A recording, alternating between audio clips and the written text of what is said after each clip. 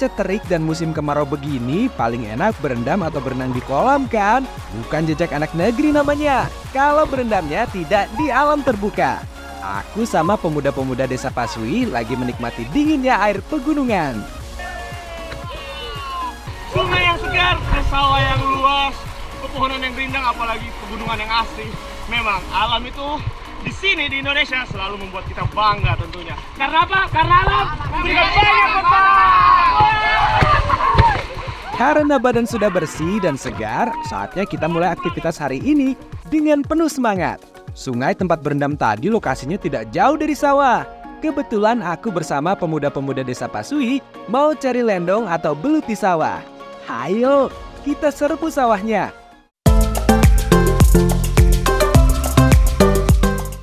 Habitat belut adalah air tawar dan suka hidup di tempat dangkal yang banyak mengandung lumpur seperti sawah, rawa-rawa, kolam ikan, maupun pinggiran danau.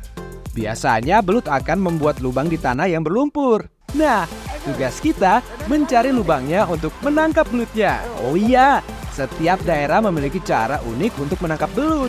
Salah satunya di Desa Pasui, Kecamatan Buntuwatu, Kabupaten Nrekang. Wah, dapat!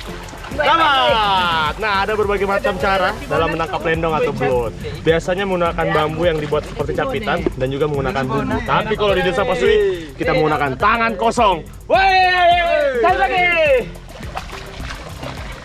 Ini dia keseruan kita menangkap belut dengan tangan kosong. Butuh kecepatan dan gerakan tangan yang cekatan agar belut dapat mudah tertangkap. Wah, dapatnya! Wah!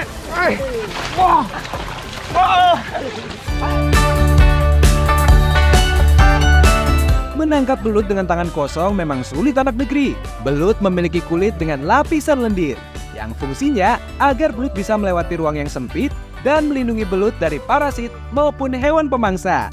Karena lendir inilah yang membuat belut sulit untuk dipegang dan ditangkap oleh tangan kosong. Jadi nggak heran kan kalau ada peribahasa licin bagaikan belut. Wah, gak kerasa nih, belut sawah yang kita tangkap sudah banyak. Kayaknya langsung saja deh kita olah menjadi masakan khas dari Kabupaten Nrekang.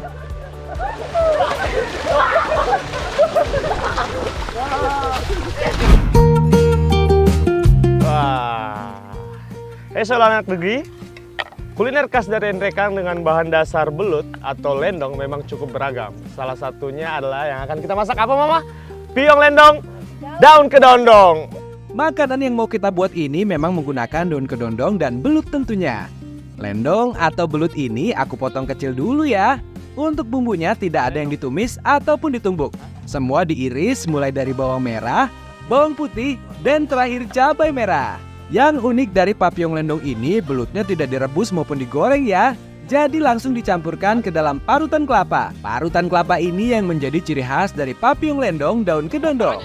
Semua bahan tadi dicampurkan dan diaduk menjadi satu. Jangan lupa ya, kita kasih garam dan bubuk kunyit biar semakin enak. Setelah diaduk, terakhir baru dicampurkan daun kedondong. Ternyata daun kedondong juga bisa diolah menjadi makanan khas. Kalau sudah tercampur, baru kita masukkan ke dalam bambu. Papiong lendong ini bahan-bahannya tidak dibungkus dengan daun pisang ya. Jadi langsung dimasukkan ke dalam bambunya. Berbeda dengan lemang atau laumeng yang berbahan baku beras ketan yang dibungkus daun pisang ataupun daun jagung, ini nih yang jadi ciri khas dalam membakar papiong lendong. Bambu yang sudah terisi penuh, lalu ditutup dengan daun pepaya. Tujuannya agar aroma yang dihasilkan papiong lendong ini memiliki ciri khas dan isian papiong lendongnya matang merata. Ma, Do, saya bakar ya? Ya.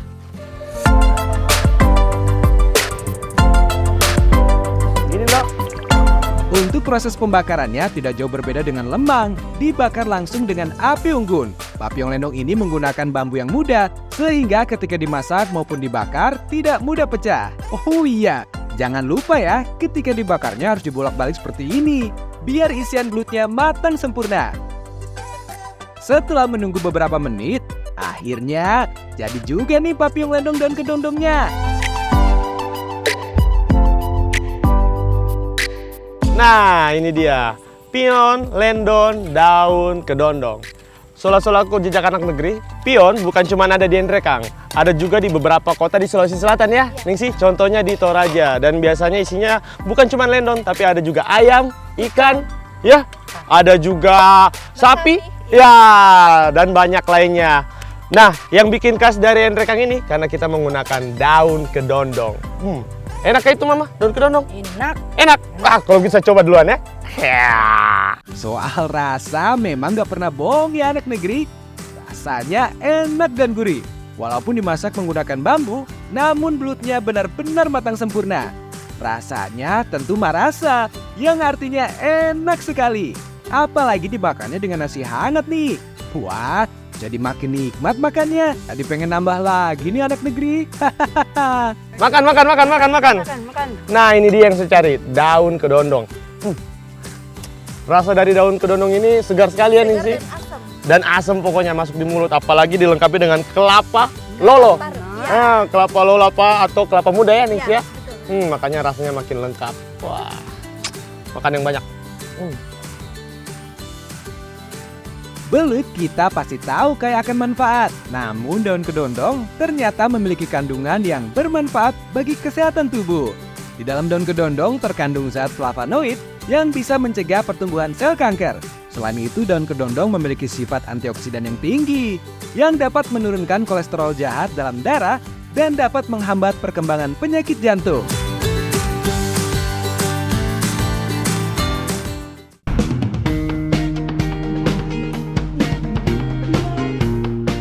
Di setiap suku di Indonesia memiliki proses dan tradisi pernikahannya sendiri. Salah satunya suku Bugis di Sulawesi Selatan. Dalam pernikahan suku Bugis diharuskan untuk memotong sapi untuk dihidangkan di acara pernikahan. Untuk menyembelih sapi tidak boleh sembarangan, harus ada pagulutunya. Pagulutu merupakan salah satu syarat yang harus diberikan kepada yang memotong sapi. Di dalam pagulutu ini terdapat beras, kelapa utuh, kayu manis, dan bahan-bahan lainnya. Pagulutu ini merupakan simbol terima kasih kepada si pemotong sapi. Sebelum disembelih, dilakukan berdoa terlebih dahulu. Anak negeri, jadi biasanya sebelum suku Bugis atau suku Bugis di Bone ini melakukan pernikahan, adat pernikahan, biasanya melakukan tradisi potong sapi dulu di pagi hari.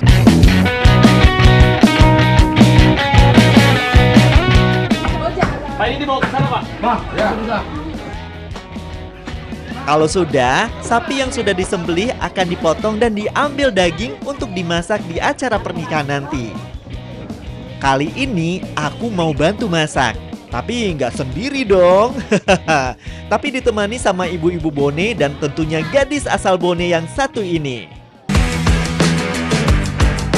Kalau dagingnya sudah dipotong kecil-kecil, lanjut kita ke dapur untuk memasak dagingnya.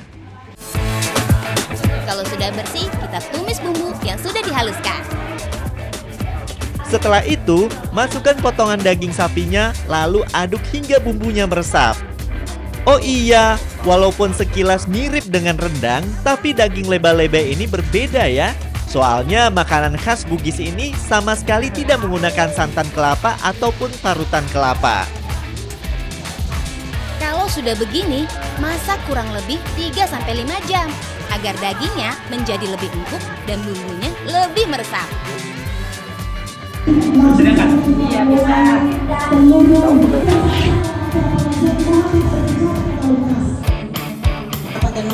Anak negeri, jadi sebelum melakukan prosesi adat dalam pernikahan suku Bugis biasanya melakukan salah satu prosesi yang sangat penting juga, yaitu adalah mabeda atau memberikan bedak cair kepada mempelai wanita. Nah, ini tujuannya untuk biasanya menghindari hal-hal negatif masuk ke dalam mempelai wanita tersebut. Tujuan mabeda ini tidak hanya untuk mempercantik wajah saja, tapi juga membersihkan diri lahir dan batin. Seperti pernikahan di daerah, masih kental akan budaya dan tradisinya. Salah satunya ada iring-iringan mempelai pria menuju rumah mempelai wanita. Anak negeri, ini adalah wala suji, salah satu pelengkap di acara pernikahan adat Bugis. Yang isinya itu adalah pisang, ini apa, adek? Tebu. Ada juga kelapa, nanas, ayam, dan lain-lainnya. Nah, ini akan diperebutkan setelah diantarkan sama sama anak-anak tuh. Ayo sudah ambil.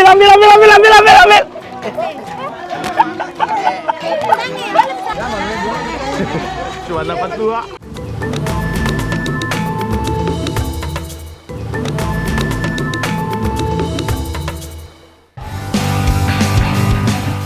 Kalau sudah selesai, tinggal menikmati hidangan yang sudah disediakan. Kebetulan aku lapar juga nih. Anak negeri, ini dia lebah-lebah. Jadi setelah proses pemasakan kemarin, jadinya seperti ini. Mirip-mirip seperti rendang, tapi kalau menurut saya ini seperti semur. Karena tidak dimasak menggunakan santan. Nah, kalau tekstur dagingnya tuh empuk banget, enak banget. Makan tentu. Ternyata daging leba-leba ini rasanya manis, mirip seperti semur daging. Bedanya daging leba-leba ini lebih kuat rempah-rempahnya dan ada rasa gurih. Selain itu, dagingnya pun empuk banget karena proses pematangan dagingnya yang cukup lama.